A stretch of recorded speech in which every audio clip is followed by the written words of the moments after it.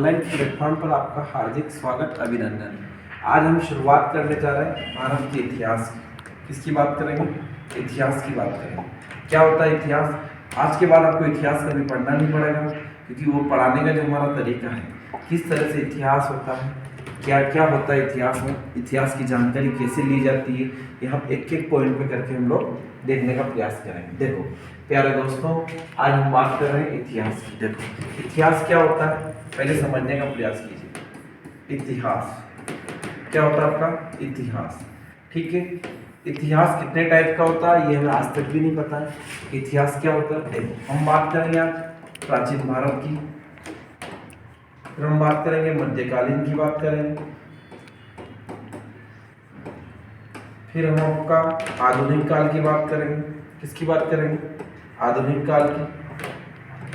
साथ में हम किसकी बात करेंगे? आज़ादी के बाद के इतिहास की बात करेंगे। किसकी बात करेंगे?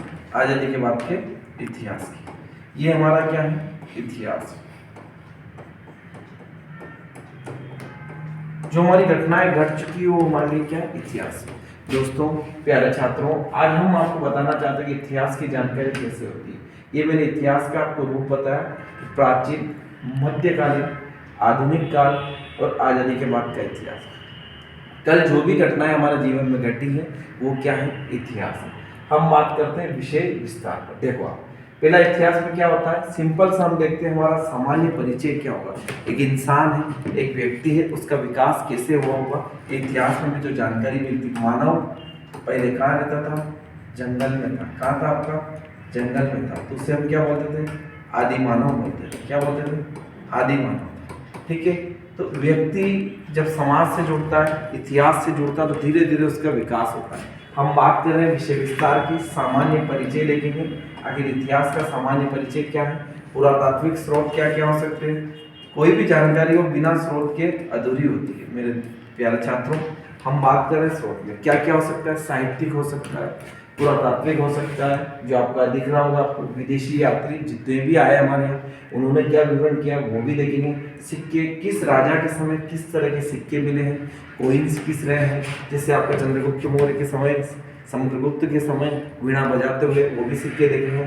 अभिलेख, शिलालेख, अभिलेख, सारी जानकारी, प्रमुख अभिलेख व शासक, उनके समय किस किस प्रकार का युद्ध हुआ, क्या काल रहा, किस तरह की गतिविधियां हुई, सारा देखेंगे। अभिलेखों में प्रयुक्त लिपियां देखेंगे, ब्राह्मी लिपि, खरोष्टी लिपि और साथ में यूनानी और अरमेक लिपि देखेंगे।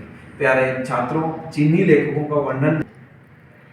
अभिलेखों में प्रयुक्त लिपियां हम बात करें तो ब्राह्मी लिपि, खरोष्टी लिपि, यूनानी, अरमाइकी लिपि। ये लिपि का मतलब होता है स्क्रिप्ट। एक भाषा होती है, एक बोली होती है। दोस्तों, भाषा और बोली में डिफरेंस होता है। भाषा भारतीय संविधान की अनुसूची 8 में वर्णन है किसका? भाषा का।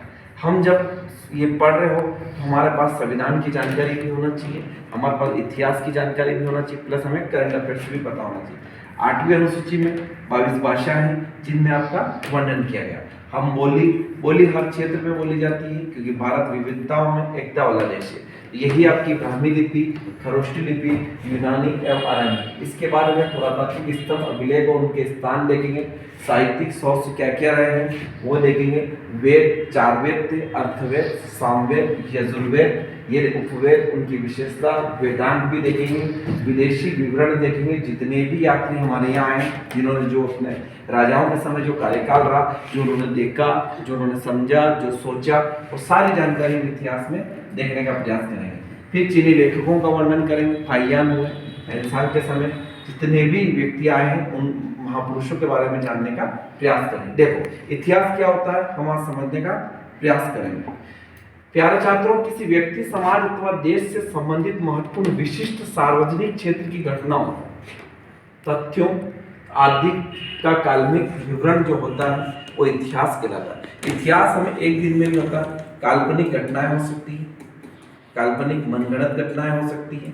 इतिहास में समझा जाता है, सोचा जाता है, लिखा जाता है, उसके बाद उसका विवरण किया जाता है। जो जो एविडेंस मिलते हैं उसके अकॉर्डिंग इतिहास के बारे में बताया जाता है। इतिहास किसी समाज के विशेष सामाजिक यानी सोशल, सांस्कृतिक, राजनीतिक, आर्थिक स्थिति, इन स्थितियों के समय के साथ साथ होने वाले परिवर्तनों को भी प्रस्तुत करता है। इसे हम लोग क्या कहते हैं बेटा? इतिहास कहते हैं। क्या कहते हैं? इतिहास कहते हैं। व्यक्ति समाज के अंदर रहता है और समाज में धीरे धीरे उसका विकास होता है। राजनीतिक विकास, आर्थिक विकास, सामाजिक विकास, सांस्कृतिक विकास और समय के साथ साथ परिवर्तनों को प्रस्तुत करता है। आगे हम बात करें पुरातात्विक सोर्स। हमारे जीवन में पुरातात्विक सोर्स इतिहास जो बनाने में सबसे बड़ी भूमिका है। देखो एक एक करके लिखिएगा। क्या कहते हैं? किसी देश अथवा स्थान का इतिहास जानने के लिए उसकी उचित विश्लेषण पुरातात्विक साक्ष्यों की बात की गई है। पुरातात्विक में हमारे पास जो जो हमें एविडेंस मिले हैं वो सारे देखना है। पुरातात्विक में क्या क्या हो सकता है वो भी हम लोग देखेंगे। ठीक है, स्मारक मिले होंगे हमें, स्वाभाविक बात है। सिक्के मिले होंगे, किस राजा के समय कौन से सिक्के थे वो देखेंगे। ठीक है, स्मारक मिले होंगे वो भी हम लोग देखेंगे। साथ में हम भवन देखेंगे, मूर्तियां देखेंगे। इतिहास एक कला है, विज्ञान, साइंस सब देखेंगे। बर्तन आदि शामिल किए जाते हैं। अधिकांश पुरातात्विक साक्ष्य प्राचीन टीलों, जब बड़े बड़े महल हुआ करते थे, बड़े बड़े किले हुआ करते थे, उनमें टीले हुआ करते थे। टीलों में जो खुदाई की जाती है उससे ये प्राप्त किया जाता है हमें स्मारक मिले, मूर्तियां मिली। इन संबंधित जानकारी को हम पुरातात्विक जानकारी कहते हैं। फिर ये टीला धरती की सतह से उस उभरे हुए भाग को कहते हैं। टीला एक एग्जांपल लेके दे रहा हूँ आपको। इस तरह से आपका टीला रहा होगा जो ऊपर आपके साइड में देखने को मिलेगा।